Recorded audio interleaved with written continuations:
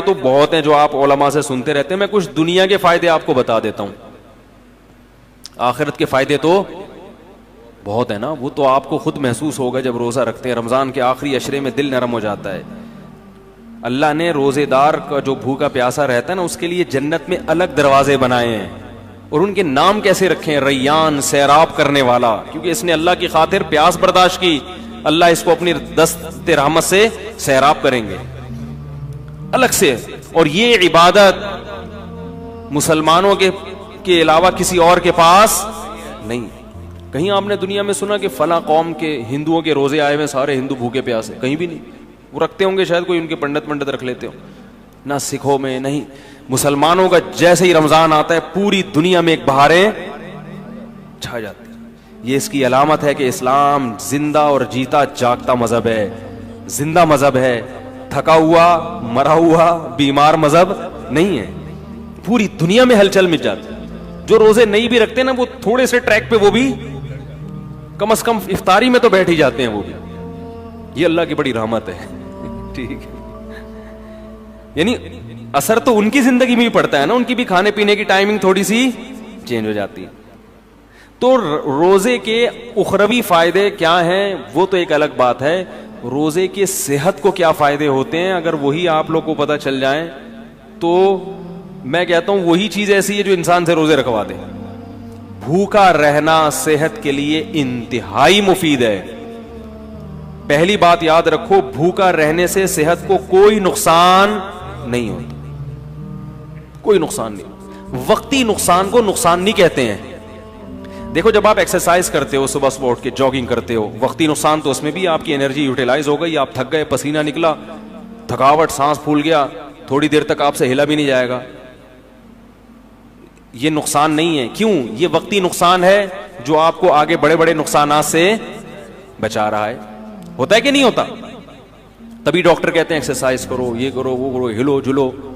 آپ کو یار میں نیچے پڑا ہوا ہوں تو میری انرجی کیا ہو رہی ہے؟ اسٹور ہو رہی ہے. ٹھیک ہے, کیا کرنا ہے اسٹور کر کے؟ بھائی انرجی کو یوٹیلائز کرو. تو ہماری انرجی یوٹیلائز ہونے کے بہت سارے طریقے ہیں, انرجی سرو ہونے کے بہت سارے, وہ سارے طریقے صحت کے لیے ضروری ہیں. مثلاً انرجی کو سرو کرنے کا دیکھو, اس کی میں مثال دیتا ہوں.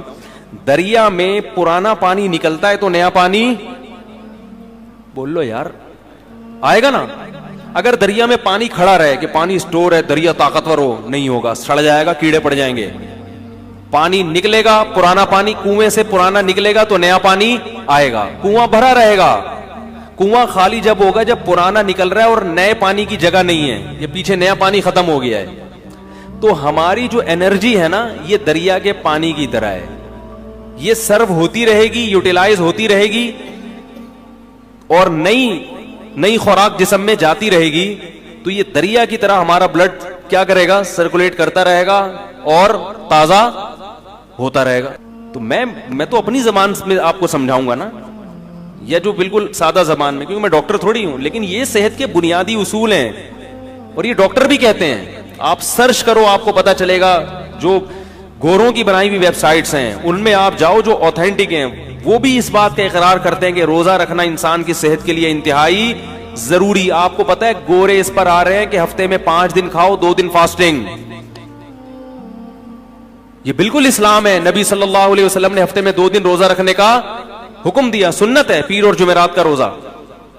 گورے بھی یہ تحقیق کر رہے ہیں کہ 5 دن کھاؤ, 2 دن بولو بھائی ناغا کرو.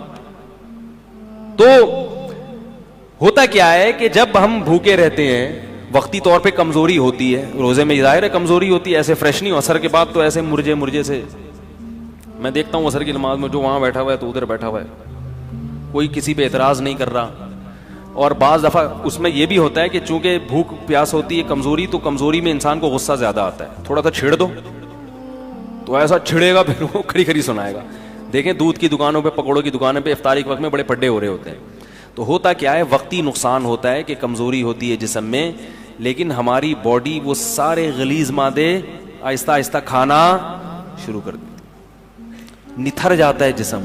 1 مہینے تک یہ پروسیس جب ہوتا ہے, اس کا سب سے بڑا فائدہ کیا ہوتا ہے؟ آپ کینسر کی بیماری کو کئی کلومیٹر دور دھکیل دیتے ہیں. کینسر ہے کیا؟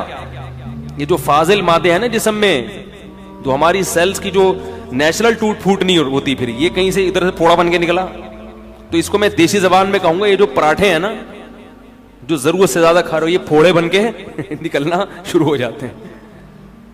وہ جو ہمارے خلیے ہیں، جو سیلز ہیں، ان کی ٹوٹ پھوٹ غلط طرح سے ٹوٹ پھوٹ ہونے لگتی ہے. بچوں میں کینسر کے امکان کم کیوں ہوتا ہے؟ ان کی گروتھ ہو رہی ہے، وہ جو کھا رہے ہیں. جب آپ کی ایک عمر تک آپ پہنچ گئے، آپ کی گروتھ رک گئی، اب آپ جو اضافی کھاؤ گے وہ بیماری کی شکل میں ظاہر ہوگا. تو روزہ رکھنا یہ کینسر کو، بولو بھائی، دور کر دے. بلکہ بعض حکیموں کی مستند ذرائع سے ہمیں اطلاع ملی ہے کہ انہوں نے کینسر کا جو علاج کرایا ہے وہ مریض کو بھوکا رکھ کے کرایا ہے. ایسے بھی کینسر کے مریض لا علاج مرض جن کو بڑے بڑے ہسپتالوں نے کہہ دیا کہ یہ ٹھیک نہیں ہو سکتے، ان کو حکیم قبلہ حکیم نے کیا کیا؟ کھانا پینا چھوڑ دو اس کا. او ایسا بیچارہ سوکھ کے ہڈیوں کا ڈھانچہ، جب دیکھتے نا کہ مر رہے تو 2 قطرے ٹپکا دیے گلوکوز کے، بس مرے نہیں. اس سے کیا فائدہ ہوا ہے کہ وہ جو کینسر کے جراثیم تھے نا وہ بھی آہستہ آہستہ، بھائی ان کو بھی تو یہ پراٹھوں سے ہی وہ بھی تو یہی برگر پیزا جا رہا ہے نا، وہ بھی تو یہی کھاتے ہیں، ان کو بھی خوراک، بولو بھائی، نہیں ملی، وہ بھی کمزور ہو کے مر گئے. اور جب دیکھا ہے کہ قبلہ حکیم نے کہ یہ بالکل مر گئے ہیں، اب اس کو کھلانا شروع کر دیا. یہ علاج ہوا کرتا تھا پہلے زمانے میں کینسر کا، لیکن یہ بڑا خطرناک ہے، اس میں حضرت جی بھی ٹہل سکتے ہیں جراثیم کے ساتھ. خود یہ جو اتنا بڑا جرثوم ہے یہ بھی چلا گیا دنیا سے، لیکن اس طرح کئی لوگوں کا علاج ہوا ہے. تو اس اسٹیج پہ پہنچنے سے پہلے اگر انسان اپنے آپ کو بھوکا رکھنے کا عادی بنا لے تو اچھا نہیں ہے؟ کیا خیال ہے؟ تو یہ بہت مفید ہے صحت کے لیے، اور گرمیوں کے روزے زیادہ مفید ہیں کیونکہ اس میں پسینہ نکلتا ہے، پیاس کی شدت بڑھتی ہے، اس میں وہ روزے کے مقاصد جلدی حاصل ہوتے ہیں بنسبت سردیوں کے.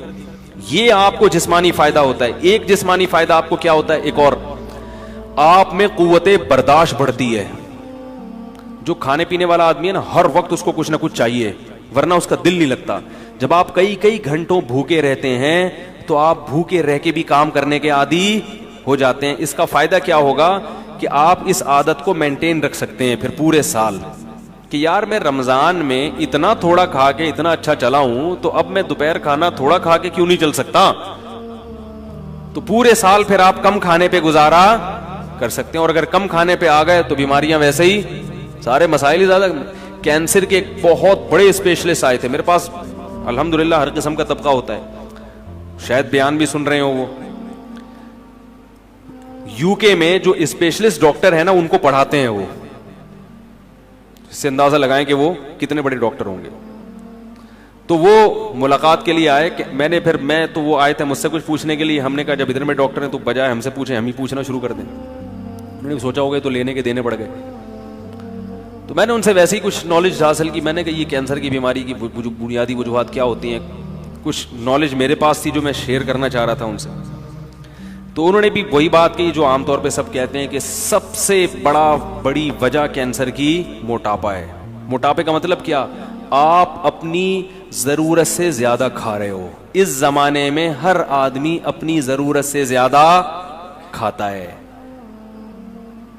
ہماری ضرورت رمضان میں پتہ چل جاتا ہے ہمیں کتنی. کئی بار میں نے خود نوٹ کیا کہ بسا اوقات سحری کا ٹائم کم ہوتا ہے، 2-4 کھجورے کھا کے پانی پیتا ہے انسان اور پورا دن چلتا ہے بڑے آرام سے. اور پھر جب افطاری میں بیٹھتے ہیں 2 پکوڑے پیٹ میں جاتے ہیں. میں نے ان ڈاکٹر سے پہلے کہتے پکوڑے پہ پابندی نہیں لگائیں. پہلے میں پکوڑے کے خلاف میں کوئی تقریر، ہاں اتنا بھی نہیں ہے نا صحت بنانے کے چکر میں آدمی بالکل دلیے پہ آ جائے، کھچڑی پہ آ جائے. یہ بھی غلط ہے یار. کیا کرنا ہے اسی صحت کا بھائی.